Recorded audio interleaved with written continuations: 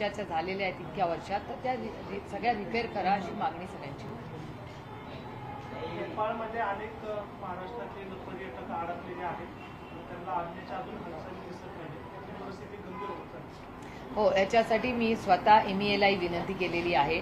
आम्ही सगळे मिळून फॉलोअप करतोय. महाराष्ट्रात भारतातून अनेक भागातून लोक आज नेपाळमध्ये अडकलेले, ते सुरक्षित परत यावे त्याच्यासाठी सगळ्याच पातळीवर आम्ही प्रयत्न करतोय आणि मिनिस्ट्री ऑफ एक्सटर्नल अफेअर्सलाही आम्ही सगळ्यांनी विनंती केलेली आहे. आणि तिथले काही आमच्या सगळ्यांचेच ओळखीचे लोक आहेत, कारण का अनेक वर्ष नेपाळचे आणि भारताचे संबंध अतिशय चांगले राहिले.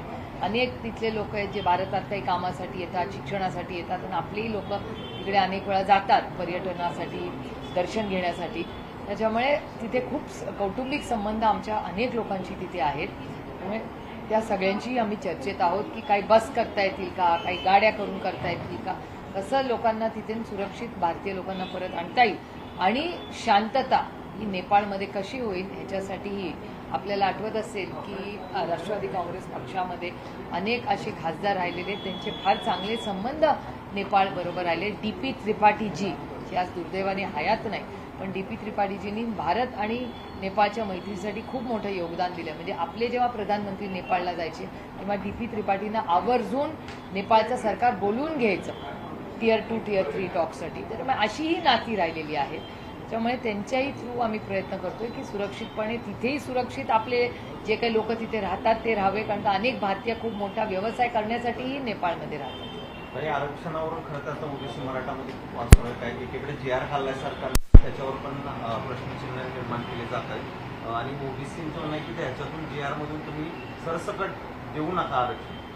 उलट या सगळ्या प्रश्नांची उत्तरं माननीय मुख्यमंत्र्यांना हा प्रश्न विचारला तर जास्ती योग्य राहील, कारण का गेले 8 दिवस वर्तमानपत्रात आणि चॅनल्समध्ये आणि साधारणपणे समाजात नक्की काय कुणाला लाभ मिळणार आहे हे स्पष्टच होत नाहीये. त्यामुळे कळतच नाही कुणाला की नक्की इम्पॅक्ट काय आहे त्याचा. त्याच्यामुळे मला असं वाटतं हे सगळे प्रश्नाची उत्तरं फक्त आणि फक्त या राज्याचे माननीय मुख्यमंत्रीच देऊ शकतात, कारण का GR त्यांच्या सरकारने काढलेला आहे आणि त्यांच्याच सरकारमध्ये 2 गट आता झालेले आहेत. त्याच्यामुळे सरकारमधलेच लोक जर GRला चॅलेंज करणार असतील तर हे काहीतरी नवीनच खरं तर बघायला मिळतं.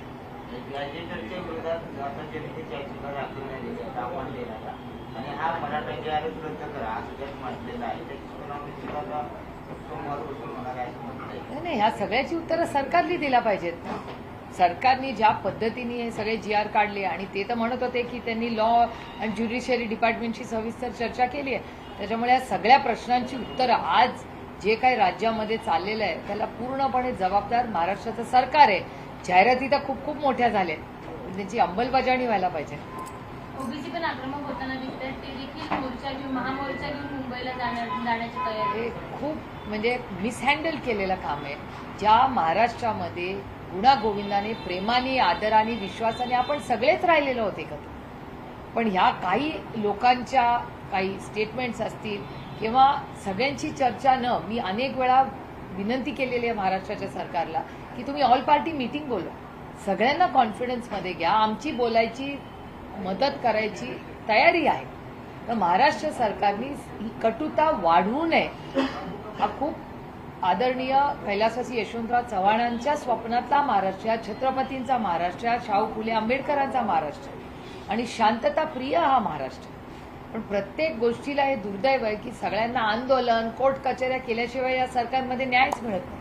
पण विरोधक आणि सत्ताधाऱ्यांनी सुद्धा मनोज जरांगेंच्या आंदोलनाला पाठिंबा दिला, त्याचं श्रेय घेतलं, मराठ्यांना न्याय मिळेल असं म्हटलं. मात्र काय दोन्ही इश्यू जे आहेत ते तयार झाले. सरकार इतकी जबाबदारी तुमची आहे, कारण तुम्ही तिथं पाठिंब्याला गेला होता. नाही, आम्ही विपक्ष आहोत. निर्णय कोणी घेतला? GR काढायचा अधिकार तुम्ही नाही ना. तुम्ही मतदान दिलं असतं तर GR आम्ही खुशी खुशी चांगले काढले असते, कुठली कटुता न आणता. GR कोणी काढला? जबाबदारी विरोधी पक्षाची नसते सर. जे सत्तेमध्ये असतात त्यांनी जबाबदारी घ्यायची असती, म्हणून तर ते सत्ताधारी आहेत. विरोधकांना कसं धरता तुम्ही? आम्ही विपक्ष आहोत. एका सशक्त लोकतंत्रामध्ये विपक्षचा अधिकार असतो विरोध करून ज्या चुकीच्या गोष्टी असतात त्यांना सरकारला जाब विचारणं. निर्णय घ्यायचा अधिकार आम्हाला नसतो एका सशक्त लोकशाहीमध्ये. सशक्त लोकशाहीमध्ये अधिकार घ्यायचा निर्णय हा फक्त आणि फक्त सरकारला असतो. GR आम्ही नाही काढलेला, GR सरकारने काढलाय. त्यामुळे सरकारला उत्तरं द्यावी लागतात. ताई, ठाकरे बंधूंमध्ये पावणे 3 तास चर्चा झाली. आगामी निवडणूक तुम्ही कशाला घड्याळ लावून बसलाय किती वेळ चर्चा हो करताय? करू दे ना मनमोकळी चर्चा. वाटाघाटीची चर्चा झाली. चंद्रकांत खैरेंचं एक वक्तव्य आलंय की महाविकास आघाडी फुटली तरी चालेल, पण दोन्ही भाव एकत्र आले पाहिजे. तुम्हाला खरं एक सांगू का, तुम्ही वयाने खूप लहान आहात, त्याच्यात तुम्ही शाळेत असाल, पण काँग्रेस आणि राष्ट्रवादीची जेव्हा आघाडी होती ना, तेव्हा सगळ्या इलेक्शन आम्ही वेगळे लढायचो. विचार आहे, सगळे लढलेले आहेत. आम्ही जिल्हा परिषद, कॉर्पोरेशन, काँग्रेस आणि आम्ही वेगळेच लढायचो. कधी एक लढलोय? आप्पासाहेबांना विचारा, आप्पा बोला. कधीच नाही. स्थानिक स्वराज्याच्या सगळ्या इलेक्शन राष्ट्रवादी काँग्रेस एक होती तेव्हा, आणि काँग्रेस आम्ही वेगळे वेगळेच लढायचो. स्थानिक लोक निर्णय घ्यायचे, इथे आघाडी करायची, इथे जिल्हा तर सोडा, तालुक्याला हे लोक निर्णय घ्यायचे. आप्पासाहेब ठरवणार की दौंडमध्ये कोण आघाडी कोणाची करायची, कारण का स्थानिक वेगळं असते परिस्थिती, आणि ही सगळ्यांकडे आहे, फक्त आमच्याकडे नाही. तुम्ही बघूया ना काय होतं. एवढी घाई कशाला? महाविकास आघाडीला अडचण वाटते ही काहीतरी? कशाची अडचण? असं होत नाही ना, जसं इलेक्शन होईल चर्चा होतील, घाई काय आपल्याला? चर्चा तर होऊ द्या. काल वॉलेंटियर साहेब याच्या संदर्भात म्हणले की आम्ही राज ठाकरे जर आमच्यासोबत येणार असतील तर आम्ही हायकमांडशी बोलू. तर त्याच्यावर मी कसं काय बोलणार? लोकशाही आहे आमच्याकडून तरी, त्यामुळे कोणी काय बोलायचं त्याला अधिकार. तुम्ही राज ठाकरेंना सोबत घेणार आहात? तो फक्त नाही, आमचा जो निर्णय असेल तो एकत्र चर्चेतून येतो ना. आमची एकल्ली काम नसतं, सगळ्यांची चर्चा करून आम्ही बोलतो. त्याच्यामुळे तुम्ही बघितलं असेल, परवा काँग्रेसचे सगळे लोक उद्धवजींना जाऊन भेटून आले, नंतर उद्धवजी आणि राजजींची काल मिटिंग झाली. म्हणजे एका सशक्त लोकशाहीमध्ये चर्चा तर झालीच पाहिजे ना, चर्चेतूनच मार्ग निघतात. बिहारमध्ये विशेष मतदार यादीचं राष्ट्रवादी म्हणून तुमची काय भूमिका असेल?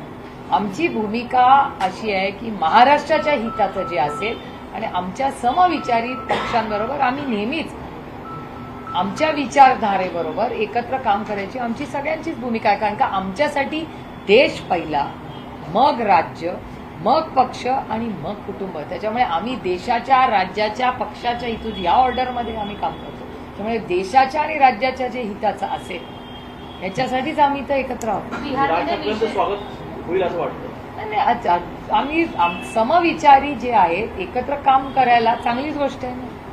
बिहारमध्ये विशेष पडताळणी झाली आहे मतदार यादीची, आणि तशीच महाराष्ट्रात आणि देशभरात घेण्याची तयारी आता दिसून येते. यांनी काय करतात? नाही, आम्ही स्वागत करतो. आमचं म्हणणं आहे पारदर्शकच कारभार झाला पाहिजे ना. कशाला कोणाची नावं 4 ठिकाणी 8 ठिकाणी, कोणी नाहीच, एका घरात 800 लोक राहत आहेत, ते कुठलीही पद्धत. त्याच्यामुळे जर कोणीही एखादी संस्था असेल किंवा देशात असेल तर पारदर्शकता येत असेल तर त्याचं आपण सगळ्यांनीच स्वागत केलं. काही नेपाळ प्रकरणावर भाजपने आदेश काढलेला आहे की मंत्री, खासदार कोणीही बोलायचं नाही, असं त्यांनी सूचना दिलेल्या आहे. भाजप त्याकडे गांभीर्याने यांनी बदलत आहे असं वाटतंय? नाही, त्याचं काहीतरी कारण असेल ना, का बोलत नाहीयेत. तुम्ही व्हिडिओज बघताय काय येत आहेत ते, खूप चिंताजनक आहे. आणि आपलं काय झालंय, जिओ पॉलिटिकली आपण जिथे बसलेलं म्हणजे भारतमध्ये आहे, आपल्या श्रीलंका, बांगलादेश, नेपाळ, पाकिस्तान, तुम्ही बघा ना आपली काय परिस्थिती आहे. त्याच्यामुळे आज भारताने खूप, आणि तुम्हाला आठवत असेल ऑपरेशन सिंदूरच्या वेळेस आम्ही ताकदीने प्रधानमंत्र्यांबरोबर या देशाच्या हितासाठी आम्ही सगळे एकत्र बनलेलो. त्याच्यामुळे जेव्हा नॅशनल इश्यूज येतात त्याच्याबद्दल आम्ही सगळ्यांमध्ये, आम्हीही म्हणजे राष्ट्रवादी काँग्रेस पक्ष हा पहिला पक्ष होता आणि आदरणीय पवार साहेबांनी पहिलं स्टेटमेंट केलं होतं विपक्षातून, म्हणजे विरोधी पक्षातून, की जेव्हा ऑपरेशन सिंदूर झालं किंवा पेहलगामवर अटॅक झाला की ताकदीने आमचा पक्ष देशाच्या हितासाठी प्रधानमंत्र्यांच्या मागे, तुम्ही जो निर्णय घ्याल त्याला, आणि त्याच्यानंतर लगेच काँग्रेसनी पण तीच लाईन घेतली. त्याच्यामुळे पूर्ण विरोधी पक्ष ऑपरेशन सिंदूरच्या वेळी हा नॅशनल इश्यू आहे, हा आतंकवादी हमला आहे, म्हणून सरकारच्या बरोबर ताकदीने उभं राहिले. ऑपरेशन सिंदूर संपल्याचे भाजप आमदार म्हणतात की संधी मिळाली तर महाविकास आघाडी सोबत जाऊ. स्वागत करू ना आम्ही. काही ऑपरेशन सिंदूर आधुनिक ऑपरेशन सुरू आहे, मात्र भारत पाकिस्तान सामना होणार आहे, तर त्याच्यावर याचिका दाखल केली होती की तो सामना होऊ नये. कोर्टाने ती याचिका फेटाळली. कसं बघतं नाही, सामना? भारत सरकारची लाईन क्लिअर असली पाहिजे. आमच्या सगळ्यांचंच तेच मत आहे की एकदा जे काय, म्हणजे एकीकडे तुम्ही म्हणता पाणी आणि रक्त, ती लाईन होती त्यांची ना, खून और पाणी एक साथ नाही बह सकता, एक आपण सगळ्यांनीच ऐकलेली आहे ते लाईन्स. त्याच्यामुळे भारत सरकारने एक स्टँड घेतला पाहिजे आणि त्या स्टँडवर त्यांनी राहिलं पाहिजे. कारण का आपण सिग्नल काय देतो देश जगाला. त्यामुळे जर त्यांना काही डायलॉग्स ठेवायचे असतील तर ते सांगावं आम्हाला, पार्लमेंटला आणि देशाला, त्याच्यावर चर्चासत्र घ्यावं. याला सोडून प्रश्न आहे. संजय राऊतांनी यावर ट्विट केलंय आणि त्यांनी सरकारच्या भूमिकेला विरोध केलाय की अबुधाबीमध्ये जो मॅच होत असेल तुम्ही तिकडे म्हणता ऑपरेशन सिंदूर अजून चालू आहे, संपलेलं नाही. करेक्ट. आणि दुसऱ्या बाजूला जशी मॅच खेळ झाला असेल तर शिवसेना बीबीटी यांच्या वतीने संजय राऊतांनी ट्विट केलंय की त्यांचा स्पष्ट याला विरोध आहे. तर नक्की राष्ट्रवादीच्या सगळ्या संदर्भ भूमिका काय? नाही, मला असं वाटतं आम्ही काँग्रेसशीही चर्चा करू, कारण का आम्हाला केंद्र सरकार मिक्स सिग्नल देतं. म्हणजे मी स्वतः अनेक मीटिंग्सला गेलेले आहे, तेव्हा ते म्हणायचं water and blood cannot flow together.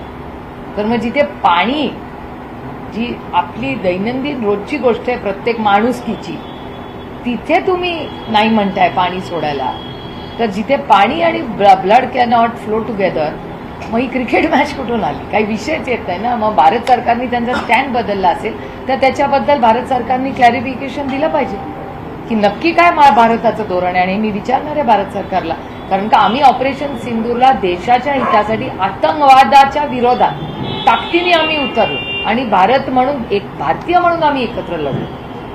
किंवा पक्ष नाही, विचारधारा नाही, सगळ्या बाजूला आपल्या देशाच्या हितासाठी एक राहिलो. एकीकडे देश पातळीवर आपण एकत्र असताना हा स्टँड बदललाय का, याचं उत्तर भारत सरकारने द्यायला लागेल.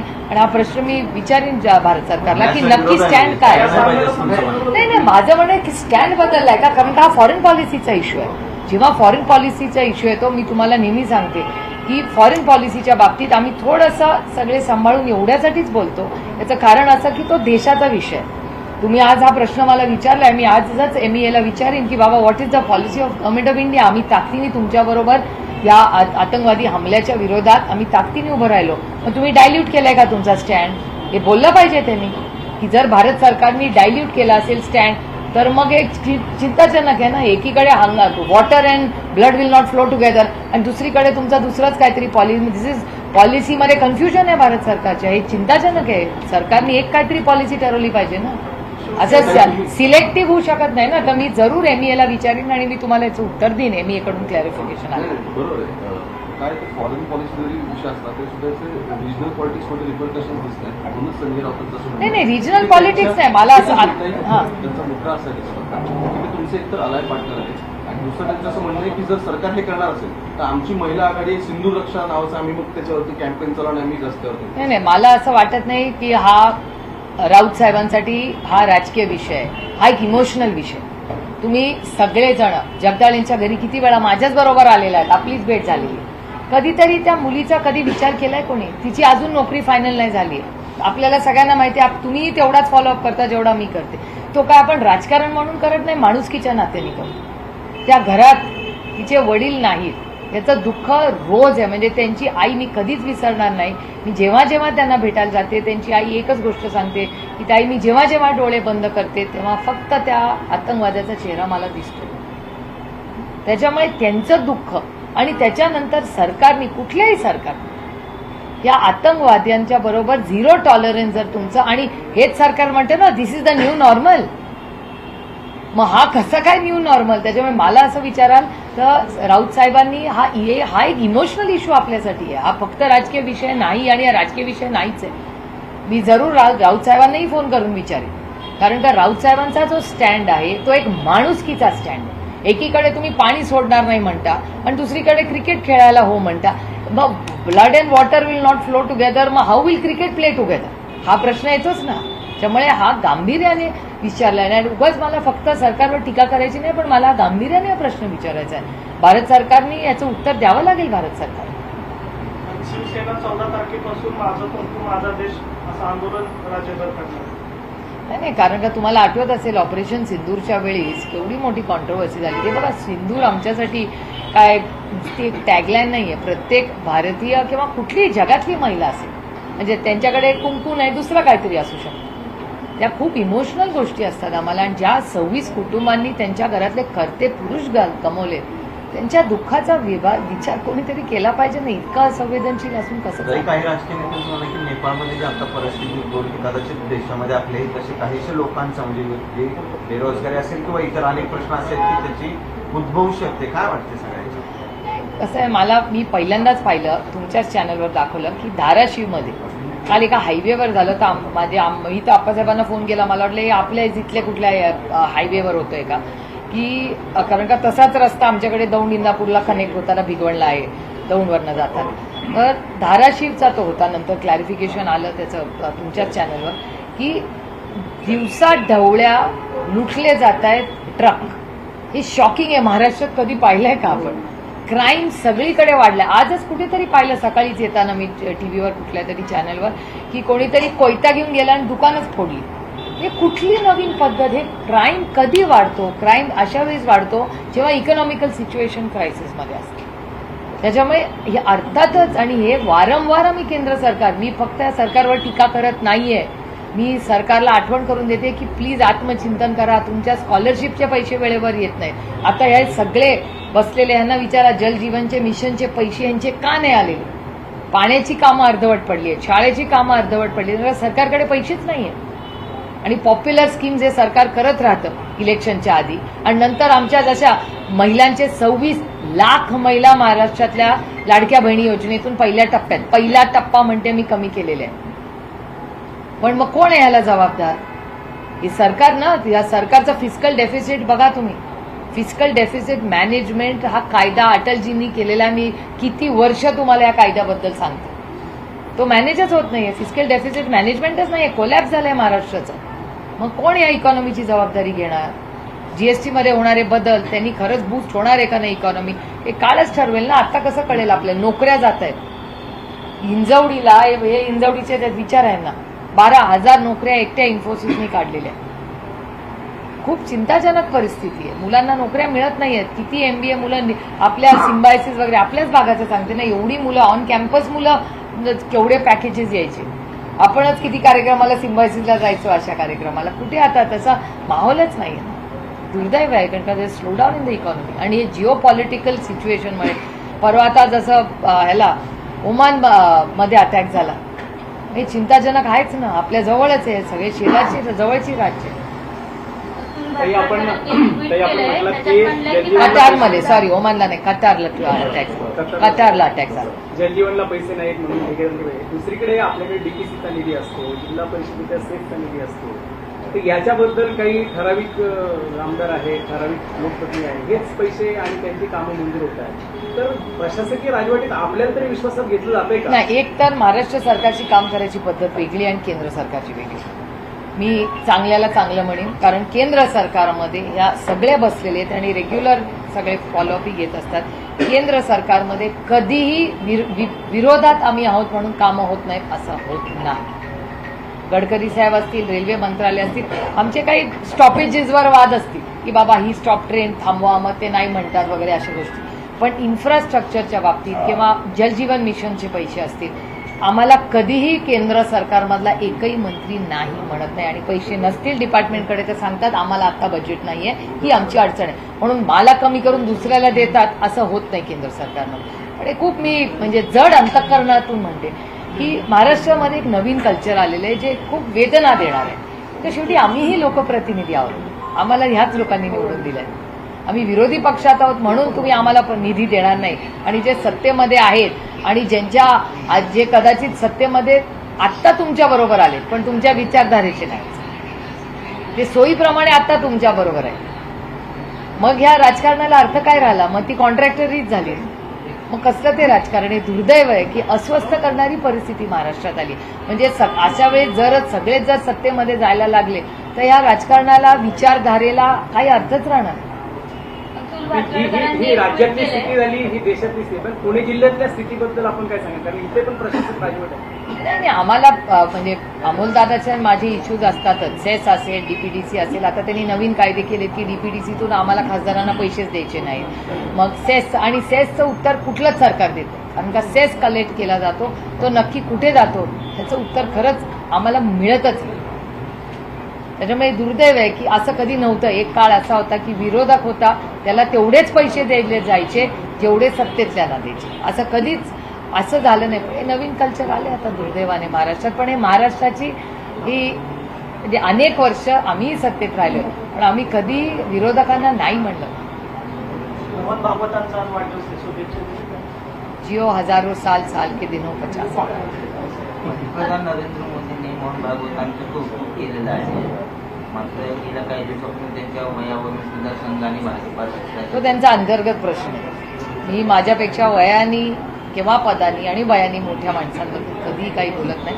आपण आपल्याला आपल्या वयाला आपल्या जबाबदाऱ्यांमधल्या चौकटीतच बोलावं असे माझ्यावर झालेले संस्कार आहेत. एक ट्विट केलंय आणि त्यांनी विरोधकांवर निशाणा साधलाय. ते म्हणतात भारतात सुद्धा जनता विरोधी पक्षाच्या देशविरोधी कारवायांना प्रचंड वैतागलेली आहे. जनतेच्या विरोधी पक्षाच्या विरोधात नेपाळसारखा उद्रेक विरोधकांमुळे भारतात होऊ शकतो. बघा, एक लोकशाही आहे. सत्तेमधलं काहीतरी पॉझिटिव्ह बोललं असतं तर मी त्याचं मनापासून स्वागत केलं असतं. काही झालं तरी शेवटी चूक आमचीच असते. विरोध एवढं मोठं तुम्हाला मॅन्डेट फ्रॉम गल्ली टू दिल्ली सगळं त्यांचं सरकार असताना सगळी टीका आमच्यावरच असते. हे खूप गमतीशीर आहे. विरोधकांनी भ्रष्टाचार, परिवारवाद आणि वारंवार खोटं बोलणं हे देखील आवर्त घ्यावं असंही त्यांचं म्हणणं आहे. बरोबर आहे त्यांचं. परिवारवाद सगळं आमच्याचकडे ना. भारतीय जनता पक्ष आणि त्यांच्या मित्रपक्षात परिवारवाद नाहीच आहे. ते पण आणि भ्रष्टाचाराचं बरोबर आहे. आमच्याकडे वॉशिंग मशीन नाहीये. वॉशिंग मशीन फक्त त्यांच्याकडेच आहे.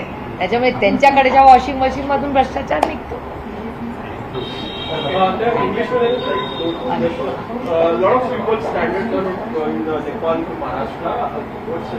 So we have reached out. We've been fortunate enough that a lot of Indians, big business families, professionals, doctors, all work in Nepal. So we have reached out to most of them who we have known, or they have associations of families in India, plus the tourists. So all the professionals as well as tourists, we have reached out to MEA and we have requested, and MEA has committed to us that they will definitely help, and I'm sure that India will reach out to every Indian in Nepal who is stranded and bring them home. What is your stand on India Pakistan match which is held in Abu Dhabi? Well, I'm very, very surprised because the stand that was taken by the Indian government was very, very clear. During Operation Sindoor, Government of India made it very clear, and I remember every speech that came from the treasury benches that water and blood will not flow together. So I'm actually very surprised that for a government which has taken such a strong stand is agreeing to play this match. So I'm very surprised, and I'm going to reach out to the government of India to find out what their real stand is, because when we went on Operation Sindoor, they had made it very, very clear that there will be no dialogue with anybody anywhere in the world who supports terrorism, and Government of India was very, very clear during Operation Sindoor that there will be no dialogue with the neighbors who encourage instability or any kind of attacks on India will not be tolerated, and they called it the new normal. So when there is a new normal is there, they are committing to. They are committing that blood and water will not flow together. So I don't understand where a cricket bat and a ball come into this. So do you think it's the stand is diluted also? No, it's clearly not diluted, because a cricket match you can't call a dilution. Dilution has to be when you have dialogue, there is engagement. So I'm actually very, very surprised, because from what I've understood during Operation Sindoor, what we were told, what statements came from government were very, very strong. So this suddenly has come actually as a shock to me, because I'm really surprised, like ये क्या हो गया? यहाँ तो हम लोग कुछ कर ही नहीं रहे उनके साथ, ना बात होएगी ना कुछ होएगी, और वहां से अटैक होगा तो यहाँ से करारा जवाब मिलेगा. All that we have heard. So suddenly where this is coming from is a shock to all of us. Shivsena announced to join to do a protest against this. So will you be joining them? No, you're just telling me about it. I'm not aware of the protest, but I will definitely ask them what they are doing. Since you're asking me, I will reach out to Shiv Sena and ask them what plans they have. Ma'am, there are reports that election commission is planning to do a SIR on the line of Bihar. SIR to be done in the national level. Well, we are requesting everybody that इस देश में हर एक को, Bharat Ratna doctor Baba Saheb Ambedkar ने हर एक को एक ही अधिकार दिया, हर नागरिक को एक वोट. तो उससे वही पारदर्शक तरह से काम होना चाहिए, और अगर पारदर्शकता से काम हो तो हम सब ने उसका स्वागत करना चाहिए. We must encourage transparency in any government. You're part of the delegation, visited some different countries, but now what do you think? Isn't it a very contradictory what government is claiming, what government was actually claiming during the Operation Sindoor, and what is the... No, I'm in complete shock, because the stand that the strong action and stand Government of India took against terrorism is completely changed today. So I'm really surprised and shocked, and I will be definitely asking the government this question, and government will have to answer these questions, because we are very concerned about all those 26 families who lost their lives in that. Who is going to be accountable for it? जवाब तो देना पड़ेगा सरकार. All party meet on Nepal. No, I've asked for all party meeting on the economy, on all globally what is happening, because I think either we should have an all party meeting and discuss all the situation in all our neighborhood. Our entire neighborhood is very, very volatile right now. So I think either an all party meeting or call a 5-day session and let's have a discussion on all this, take some inputs also from both sides, the opposition and treasury, in the larger interest of the nation for a good foreign policy and an outreach program to make sure that our entire continent lives in peace and harmony. Because any disruptions anywhere around us, we can affect our economy and many other things in our country. Sanjay Singh सांसद है, वो house arrest KIA गया है recently. जब कश्मीर में थे तो कश्मीर में guest house में उन्हें अभी अरेस्ट करने की कोशिश है, और अभी जब अब्दुल्ला वहाँ आए तो उन्हें मिलने भी नहीं दिया. वीडियोज वायरल हो रहे इसके कि wanted to meet him but he couldn't. एक संजय सिंह अंदर है वहाँ, जो गेट पे चढ़ने की कोशिश कर रहे हैं अब्दुल्ला को मिलने के लिए, Abdullah standing outside. This is shocking. I'm actually shocked if this is true. I will definitely take information because in a free country, हर एक को एक दूसरे को मिलने का अधिकार है. ऐसे कैसे रोका जा सकता है किसी को? पूछना पड़ेगा. I will get more information. Yeah, thank you.